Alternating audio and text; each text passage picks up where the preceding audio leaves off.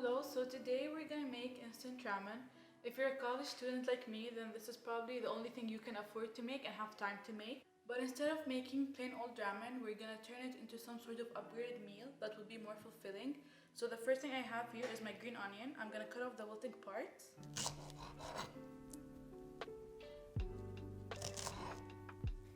Make sure to thinly slice your onion. I think that's enough.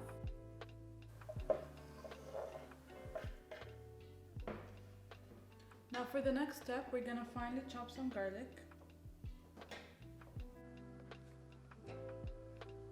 Make sure you slice it into really thin pieces, because if you do take a bite into a big piece, it's not gonna taste like the best thing in the world.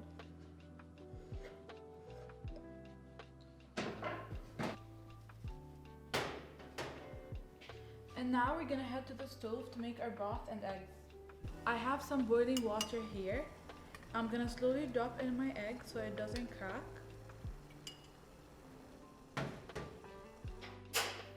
Now for the next step, we have our broth here. Make sure it's on low heat so that the flavors take their time to infuse in. First thing I have is my olive oil.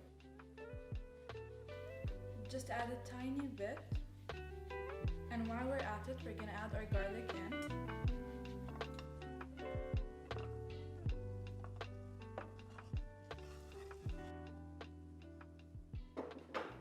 We're gonna wait for the garlic to brown before we add in the liquids. You want it to infuse in the oil and create a rich base for the broth.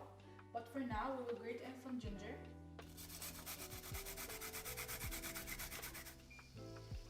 So it has been a few minutes. The garlic is now brown. It has infused into the olive oil. And we have that rich base that we wanted. We can now move in and add our soy sauce. Just a tiny bit of soy sauce. And then add 300 milliliters of water.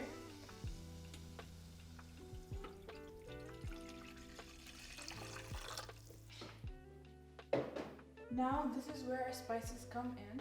Here I have my instant noodle spices.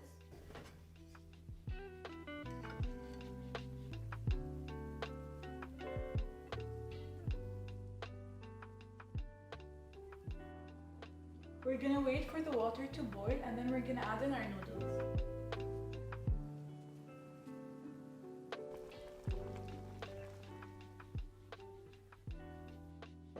So it has been cooking for 2 to 3 minutes and now I'm gonna take my egg and slice it up. This is the moment of truth. We'll see if I properly boiled my egg. So it's good enough and now we're gonna assemble our noodles.